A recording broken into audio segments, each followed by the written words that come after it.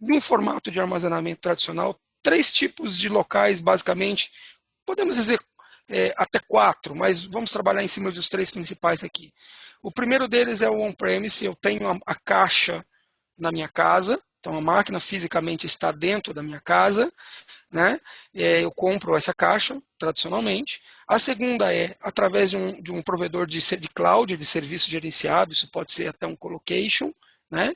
E o terceiro, hoje muito difundido, a questão das nuvens, né? Então, nuvens altamente escaláveis, então, que eu pago efetivamente como serviço. O primeiro modelo, efetivamente, hoje mais conhecido dentro de casa, você compra esse equipamento, né? O segundo, quase sempre você compra o equipamento também de colocation, né? Raramente você tem serviços gerenciados e quando tem esses serviços costumam ser bem caros. E nós temos a nuvem pública que veio inicialmente como o que nós poderíamos chamar de salvadora da pátria. Ela vinha com uma proposta de ter um custo menor, né? E você não se preocupar mais com a questão da infraestrutura. Infraestrutura como serviço, basicamente.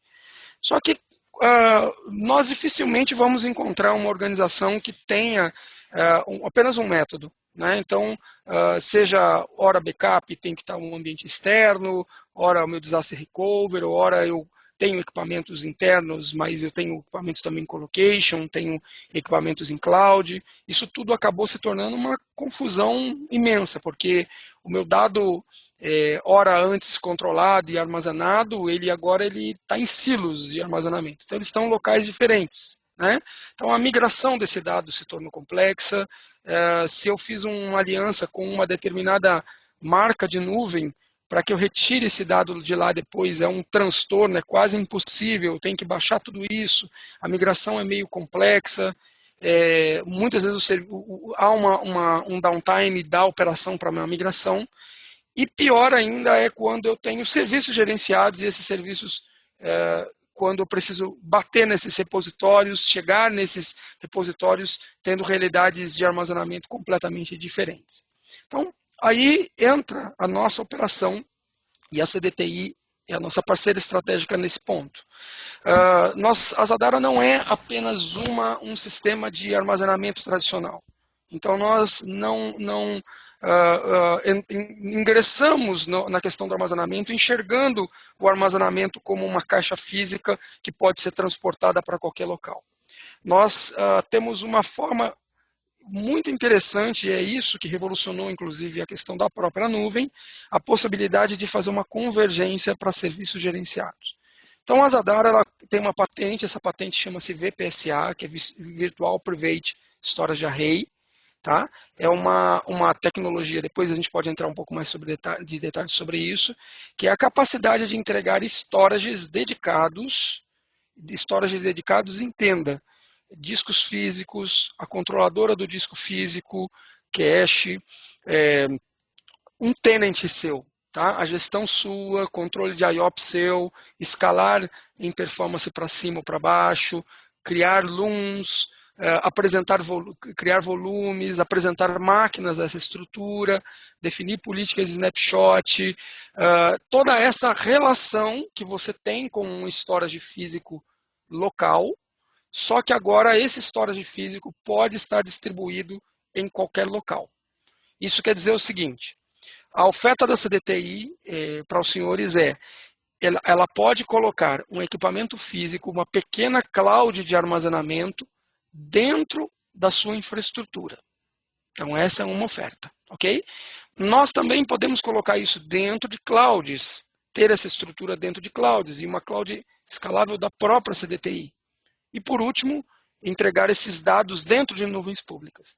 Só que o dado é seu, o dado é teu fator mais importante. Então, a revolução em termos de armazenamento é que esse mesmo ambiente ele passa a ser gerenciado, independente se ele está fisicamente na sua infraestrutura ou se ele está em uma nuvem pública altamente escalável, você consegue gerenciar o dado como seu. Você controla o seu tenant, os discos físicos e a operação são completamente suas. Tá? Que tipo de dado nós estamos falando? Nós estamos falando de bloco, nós estamos falando de arquivo ou de objeto. Qualquer um dos tipos de armazenamento existentes no mercado hoje podem ser utilizados. Robson, que tipo de protocolo eu posso utilizar? Eu posso utilizar qualquer protocolo. Fiber Channel, iSCSI, ICE, Swift, S3, qualquer um. Discos mecânicos, memórias, SSD, posso ter NVMe, All Flash Array. Então, a tecnologia, ela pode estar tanto em casa, quanto em nuvens públicas, quanto em colocation, em data center. Nós investimos nessa infraestrutura e você tem isso 100% OPEX, 100% pago como serviço. Bom, talvez a primeira pergunta que aí todo mundo gostaria de fazer é o quanto isso custa, né? Qual o valor disso efetivamente. Então, essa é uma parte extremamente interessante. Porque pelo fato de nós ofertarmos para as nuvens públicas, obviamente nós temos custos menores, entregamos para eles possam vender. Então o nosso custo ele chega a ser 30%, 40% mais barato muitas vezes do que uma nuvem pública tradicional. Então essa oferta que nós entregamos na ponta, ela é extremamente interessante se você fizer um comparativo com o CAPEX tradicional. Então, para que vocês apenas entendam que é possível sim você ter a sua infraestrutura de armazenamento paga como serviço, independente aonde esse equipamento se encontre fisicamente e tendo custos bastante interessantes. Qual é a vantagem disso tudo? Você não fica preso a nenhum fabricante, você não fica preso a ninguém. Então, basicamente, quando nós estamos falando de um armazenamento, por exemplo, na própria nuvem pública, existe a possibilidade de hoje você, por exemplo, estar utilizando um machine learning, por exemplo, de uma nuvem pública tradicional, e amanhã, por uma questão de vontade sua, de preço, de vantagem comercial, você desejar mudar para outra. Então, o storage é seu, o armazenamento de dados é seu, você simplesmente vai apontar uma outra nuvem para essa estrutura. Ou, se de repente isso fizer mais sentido para você ter esse serviço rodando localmente, o seu serviço localmente batendo nesse repositório. Então, existe essa flexibilidade na operação. Então, tudo passa a ser gerenciado e a operação passa a ser individualizada. Então, o que nós estamos falando exatamente? Nós estamos falando em uma nuvem corporativa, um armazenamento corporativo, só que agora pago como serviço. Novamente, pode ser on-premise dedicado dentro da sua infraestrutura, remotamente dedicado dentro da sua infraestrutura, ou dentro de uma nuvem pública altamente escalável, só que agora dedicada. Tá? Então a gente tem o desempenho e a segurança de nível empresarial, aquilo que você já tem que ter obrigatoriamente dentro da sua infraestrutura, mas agora você pode pagar apenas pelo uso. Então, aquilo que você alocou dentro da estrutura, se você tem, por exemplo, alocado lá 5 teras, você está pagando 5 teras, 50 teras, 50 teras. O que você definiu, efetivamente, ali no teu uso, no consumo, você for alocando efetivamente aquilo que você está pagando, tá? Só que agora 100% gerenciado, independente de onde ele esteja. Tá bom? Então, voltando naquele cenário, nós temos todas as capacidades de um storage enterprise, só que agora pagando efetivamente como serviço. Vamos voltar um pouquinho para o nosso modelo de ofertas aqui, para detalhar um pouco mais sobre elas. Primeiramente, a questão do storage local como serviço, todos eles nós estamos falando como IaaS, Infrastructure as a Service, né? Onde eu posso esse equipamento fisicamente estar dentro da sua casa. Então, nós colocamos esse equipamento físico dentro da tua infraestrutura, nós gerenciamos, nós mantemos o SLA, a marca do equipamento e a infraestrutura S, DTI, que vai para dentro da tua estrutura. E dentro disso, você pode ter bloco, arquivo, objeto. Você pode definir na saída, ou você pode definir depois, você pode mudar isso de acordo com a tua vontade. Então, você está utilizando uma volumetria de bloco inicialmente, mas amanhã você decidiu que talvez a melhor alternativa, ou o produto mais barato e funcionaria muito bem, talvez possa ser o tipo armazenamento de objeto, que é bem mais barato. Pelo menos aí 4 ou 5 vezes mais barato. Nesse caso, por exemplo, nós substituímos essa tecnologia, você só vai pagar por aquilo efetivamente que você está consumindo. Tá? Como nós estamos falando de um tenant, ou criação de tenants, a nossa solução ela é multi-tenant nativa. Isso quer dizer que você pode criar um storage do zero. Como assim, Robson? Eu tenho uma infraestrutura dedicada, eu tenho processamento, eu tenho cache e eu tenho disco. Então eu posso simplesmente orquestrar ou criar um storage, uma controladora lógica dentro da operação, e essa controladora lógica define efetivamente quantos processamentos, quanto de processamento, quanto de cache, quanto de disco eu vou alocar para essa infraestrutura. Basicamente é disso que nós estamos falando. Então, isso quer dizer que eu posso criar uma controladora altamente performática, totalmente com uma quantidade de IOPS absurda, e entregar, por exemplo, discos NVMe para ela, mas apenas usar 2 drives. Digamos que eu tenho uma necessidade de usar apenas, sei lá, 5 terabytes, 6 terabytes. Já eu tenho uma outra demanda que eu gostaria de objeto. Objeto, eu preciso de 200 terabytes. Então você pode, dentro dessa infraestrutura, instanciar um novo storage. A controladora é lógica, mas os drives físicos são dele. Então há o isolamento entre esses tenants dentro da sua infraestrutura. Então é como se você tivesse um parque inteiro de equipamentos dentro da sua infraestrutura. Para ter uma ideia, um equipamento específico da Zadara pode chegar hoje até 250 petabytes. O mesmo equipamento, 250 petabytes. Isso quer dizer que lá dentro dessa infraestrutura eu posso ter lá 50 petabytes de object storage, 100 petabytes de bloco, 1 petabyte de arquivo. Os números podem alternar. Eu posso ter 50 teras de bloco, 100 teras de arquivo, com performances diferentes. Então, a infraestrutura você constrói sob demanda. É como se a nuvem estivesse dentro de casa. Você vai habilitando os serviços.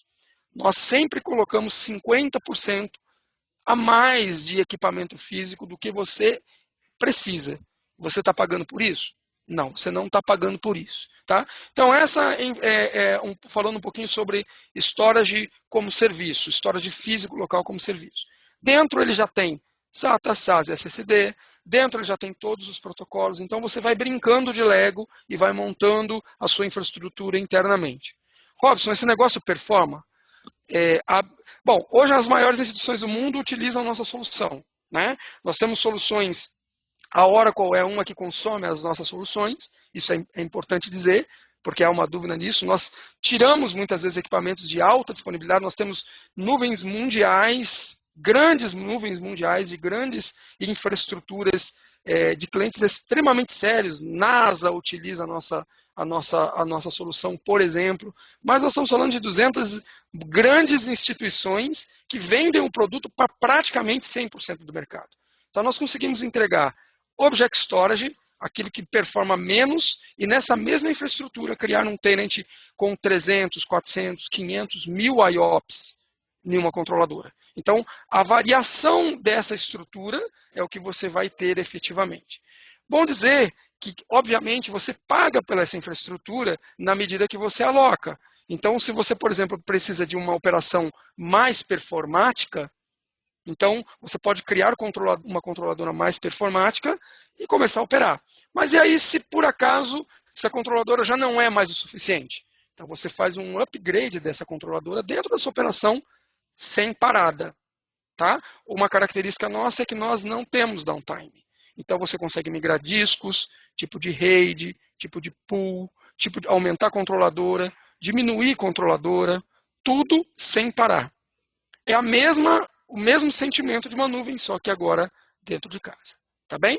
Bom, o segundo cenário é o storage híbrido. Então, o que é o storage híbrido? O storage híbrido é a capacidade que você tem de ter uma infraestrutura dessa que eu citei agora, só que agora uma outra, replicando, fazendo disaster recovery, tendo uma alternativa ao meu site principal externamente. Tá? Então, a CDTI está apta a entregar esse tipo de operação para vocês, eles estão completamente integrados com a nossa operação do dia a dia. Então, é possível você ter a sua infraestrutura local como serviço e também, por exemplo, mandar para fora ou fazer um DR somente daqueles serviços mais importantes. Ok? Ou fazer simplesmente uma infraestrutura de HA, eu preciso de mais disponibilidade. Então, ela está apta a desenhar a arquitetura com vocês e entregar esse produto para vocês. Ok? Bom, terceiro produto que nós estamos falando é nuvem de backup as a service. Esse é um grande desafio, acho que até hoje sempre foi. Né? Desde os primórdios, desde o momento que nós começamos a atuar com tecnologia, já passamos por perda de dados, todo mundo já teve essa experiência, e no final das contas a gente sempre busca uma alternativa para ter uma solução efetivamente que pare em pé, tanto do ponto de vista de tecnologia, quanto do ponto de vista financeiro. Bom, o que a gente está falando de nuvem de backup as a service? O que é isso? Qual que é a diferença de uma nuvem de backup as a service, por exemplo, do que uma nuvem pública? Ou eu ter o meu dado fora da minha infraestrutura? Nuvem de backup, na verdade, a Zadara ela é especialista nesse assunto. Nós hoje integramos ou estamos conectados com praticamente todos os players, vendors de software de backup, que fazem gerenciamento de backup, e na grande maioria das vezes, nativamente. Ou seja, está no DNA dessas ferramentas falar com Zadara, e Zadara fala nativamente com essas ferramentas. Isso quer dizer que, se eu pegar, por exemplo, uma ferramenta da Veeam, uma ferramenta da Commvault, ou uma ferramenta, uma Veritas, eu simplesmente aponto isso para a Zadara. Qual é a diferença, então, de eu ter uma nuvem pública da Zadara? Primeiramente, que a nuvem pública, quando você habilita, vou dar um exemplo aqui de um Object Storage, por exemplo, né, que é um local onde mais se tem feito a backup por questão de custo. Se for falar aqui de AWS, por exemplo, seria o S3 da AWS, né? Então, quando nós estamos falando desse nível de segmento, você simplesmente cria uma conta nessas nuvens públicas e faz com que seu backup enxergue, por exemplo, a AWS e aponte lá para o repositório dela. Só que esses dados de backup, você vai inseri-los, e funciona muito bem, mas você vai inseri-los num pool compartilhado. Isso quer dizer que na estrutura, por exemplo, de armazenamento de um S3, os seus dados fisicamente, logicamente eles estão separados, mas fisicamente eles estão juntos com outros. Você é um pool dentro de uma estrutura física grande, ok? Isso não é compliance para muitas, ela quebra a regra de muitas organizações. Primeiramente, porque o seu dado está num local desconhecido. Segundo, porque ele não está sob o seu controle. Terceiro, porque fisicamente você não tem acesso a esse dado. Ou seja, você está numa infraestrutura de terceiro, sem saber exatamente onde o seu dado se encontra. Quarto, quando você remove o dado, não tem 100% de certeza que esse dado ele foi de fato removido, né, que tenha todas as características de apagar. A chave criptográfica não é sua, você tem um IP público. Então, por uma série de fatores, isso é complicador. Outros pontos ruins na história. Você paga pelo dado transportado, armazenado, né, então um dado estacionado, mas você paga por todos os outros serviços que você utiliza ali dentro. Então, se você acessa esse dado, você paga. Se esse dado fica em repouso, dependendo do volume, você tem um contrato de manutenção que é cobrado de você. Put, get, up, down. Quando você tira o dado lá de dentro, tudo isso é cobrado. Se você precisar restaurar esse backup, você tem uma latência alta e ainda você tem que pagar por essa estrutura. Quanto mais IOPS você usa, mais você consome. Isso não é uma nuvem de backup, isso é uma nuvem tradicional. Então, esse é um modelo de uma nuvem pública autoescalável tradicional. Quando a gente está falando de nuvem de backup, eu estou falando de entregar um tenant seu. Um IP, uma VLAN, um WWN e um IQN. Via de regra, se você, por exemplo, tiver numa estrutura, dependendo da região do Brasil onde você está, vou falar por São Paulo, por exemplo, essa nuvem pode ter 2 milissegundos de latência, 3 milissegundos de latência. Então, a latência é muitíssimamente baixa, é praticamente local. Só que você está fora agora.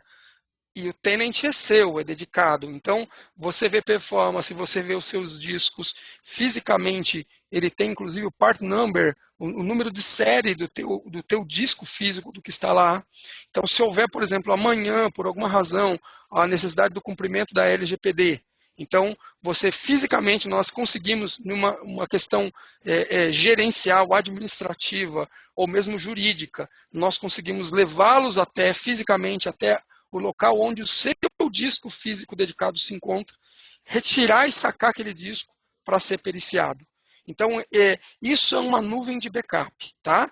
Robson, quem utiliza essa nuvem de backup? As grandes instituições brasileiras aderiram a essa estrutura. Hoje nós temos clientes com 10 petas, 20 petas, 60 petabytes. Nós temos organizações financeiras, organizações de segurança usando essa infraestrutura, e elas poderiam utilizar nuvens públicas tradicionais? Não. O que acontece, por exemplo, numa questão da LGPD, independente da minha organização, se ela é pequena, média ou grande, se houver o vazamento do dado e eu não tiver como apontar ou não tiver a minha chave criptográfica? Provavelmente você não vai ter como apontar o dado físico, não vai ter como ser periciado, logo, aquele que o acusou do vazamento do dado, propriamente, vai ter grandes chances, praticamente você não vai conseguir provar sobre a sua inocência do vazamento do dado. No caso de uma nuvem de backup, nós estamos falando de uma nuvem efetiva. Para operacionalizar isso, é muito, muito simples. Você só precisa pegar um software de backup que você já tenha, caso você não tenha esse software de backup, CDTI está aí para te ajudar também, e fazer um apontamento para o endereço da onde a CDTI vai te colocar. Ela vai te dar um IP, ela vai te dar uma VLAN, ela vai te dar um WWN, um IQN, todas as credenciais que o seu software de backup já tem. Então, Robson, já tem um repositório aqui, e eu quero pegar o meu repositório hoje e transportar isso para uma nuvem de backup. Como é que eu faço isso? No teu próprio job de backup, você vai fazer e vai trazer esse dado novamente para a tua estrutura e vai mandar agora para a nova. Ela mesma vai gerenciar. Começa do dia atual para trás, nunca de trás para frente. Então, o ciclo de migração de backup, de você sair, então deixa a tua máquina legada, esse investimento que você está fazendo localmente, deixa isso tudo de lado, vem para uma estrutura de nuvem de backup. Primeiramente, porque você vai cumprir a legislação como ela é, vai cumprir as melhores práticas de uma nuvem de backup, e você não tem put, get, up, down. E no final das contas, se você fizer o cálculo, provavelmente você jamais teria um appliance ou substituiria. Aqui você escala o quanto você precisa, tem 100% de SLA, não existe mais migração. Tá? Se amanhã eu quiser parar, Robson, tudo bem? Você para, não tem nenhum tipo de problema, tira e manda para outro repositório. Eu não vou ver nenhuma razão, ou não consegui encontrar nenhuma razão ainda para as pessoas saírem. Não saem normalmente. Tá? Então, isso é uma novidade para o Brasil. Perdão, no Brasil nós temos 3 regiões. Então, essas 3 regiões que nós estamos atendendo são regiões para alta disponibilidade. Para ter uma ideia, nós estamos falando das nuvens públicas hoje brasileiras com 2 zonas de disponibilidade. Nós temos 3 no Brasil. Ok? Além de estar, e a última oferta que eu vou dizer, que fazer o gerenciamento das nuvens públicas. Pelo fato de nós já fornecermos para as nuvens públicas, apenas entendendo um pouco da infraestrutura, nós temos também um storage mais enterprise, e já estou falando da 4ª oferta aqui, junto às nuvens públicas. Isso quer dizer que a AWS tem lá o armazenamento, lá o EBS FS S3, por exemplo, e junto à própria AWS nós temos o nosso storage mais enterprise. Robson, mas isso não é estranho? Sim, parece, mas se você for lá na AWS, lá na Azure, ou lá na Google, ou na própria Oracle, você vai perceber que existe uma relação entre a AWS e Zadara. No próprio marketplace deles, é possível você verificar lá que existe uma relação. E essa relação, se você for olhar as letras miúdas lá, né, você vai perceber que, na verdade, a Zadara fornece equipamento, a AWS vende o equipamento e uma operação por trás faz a cross-conexão entre elas. Nesse caso, nós temos uma cross-conexão para um storage mais enterprise. Então, essa infraestrutura permite, por exemplo, que você hoje vá lá na AWS e diga EC2, ou seja, computação. Ao invés de você bater ali no S3, FS ou EBS, você vai bater agora no meu bloco, arquivo e objeto da Zadara. Ou seja, você está usando a computação em nuvem, só que o armazenamento de dados está dedicado a essa estrutura dentro da própria operação da nuvem. Ou seja, o dado é seu, o controle é teu, a LGPD está sendo cumprida, você tem storages muito mais performáticos, você tem um storage na sua mão, só que usando ainda os serviços de nuvem pública tradicional. Então, bom, Falando um pouquinho aqui, acho que agora dá para ter um pouco do conceito geral da própria operação. Nós temos a capacidade do armazenamento do storage local como serviço, cobrindo até a infraestrutura de nuvem, passando por estruturas dedicadas, incluindo a questão da nuvem de backup as a service. Então, a gente consegue, nós conseguimos, na verdade, criar um ecossistema de armazenamento onde quer que o seu dado esteja, garantindo, independente disso, 100% de disponibilidade. Como é que eu vejo a minha cloud, Robson? Como é que é essa operação da cloud? Você vai visualizar, independente de onde a sua cloud estiver, você vai visualizar a mesma interface. Então, como se fosse um storage físico na sua frente. Você vê a IOPS, você define ali todas as suas políticas de um storage tradicional, drives, RAID groups, consegue definir a apresentação de volumes, a criação de servidor, a apresentação de servidores, de controladoras, definir VPSs remotas em outros locais, espelhamento, definição de snapshot, criação de container, cria os seus dashboards para ver a parte de performance e consegue realizar o tuning ali dentro, como se o storage estivesse localmente, independente de onde ele esteja. Tá? E você tem essa visão na nuvem de backup, você tem essa visão numa nuvem pública hiperescalável, num site de DR que você tenha, ou fisicamente local dentro dessa operação. Bom, que tipo de recurso que eu tenho disponível? Todos os mais enterprises conhecidos. Não existe nada mais enterprise do que isso que nós estamos ofertando. Então, bloco arquivo objeto, pode ser o flash array com opção de dedupe compress, team provisioning você consegue fazer, para grandes volumes, consegue gerenciar, não tem limite para grandes volumes, qualquer tipo de protocolo, como eu já disse, trabalhar a questão da multizona de disponibilidade, armazenar em um lado, replicar para outra, armazenar em dois simultaneamente, toda atualização de firmware, de equipamento, de toda essa operação tem 100% de SLA, isso tudo já está dentro efetivamente do seu contrato. Pode ter uma estrutura de espelhamento remoto, tem suporte de cluster e a criptografia de dados em trânsito e em repouso, que é sua.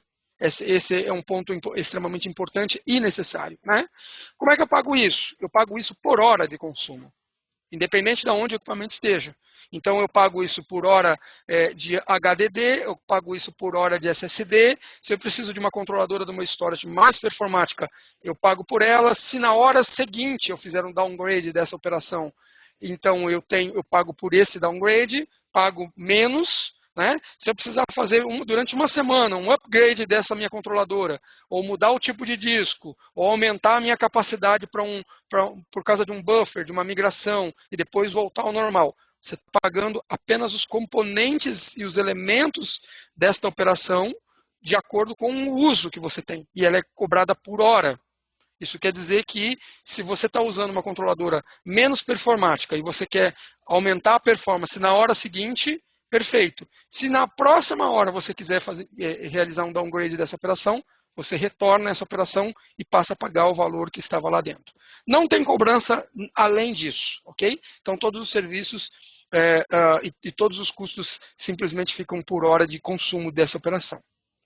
Então, para tentar entender aí a questão principal, eu consigo ter essa infraestrutura on-premise, a CDTI consegue colocar para vocês o equipamento Zadara on-premise dentro da sua casa, pagando como serviço, ou você pode replicar fazendo uma nuvem de alta disponibilidade, né? Montando uma nuvem híbrida com a sua operação, e também se conectar com toda a infraestrutura das nuvens públicas tradicionais.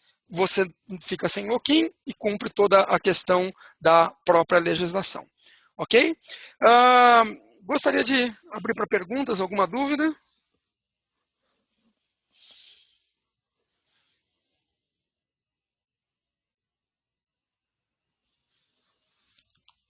Me escutam?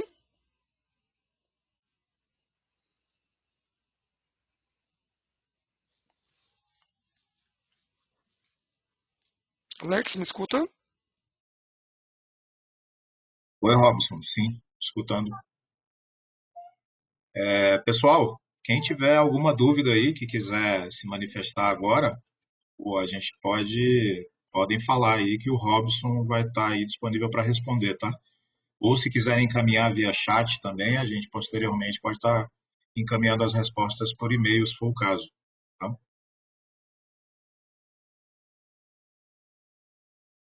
Alex, obrigado pela apresentação. Eu vou entrar em contato com o Gleiber e o Ronaldo, que é Lucas da FEMA, para a gente ver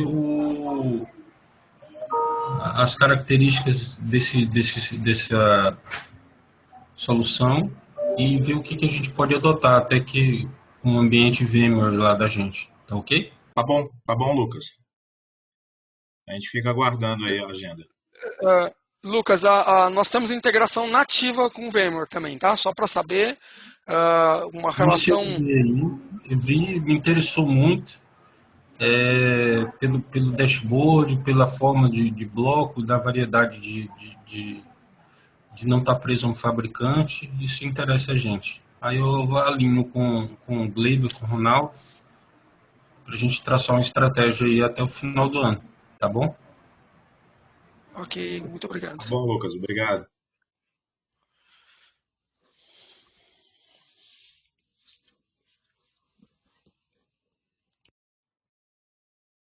Pessoal, até logo, bom dia.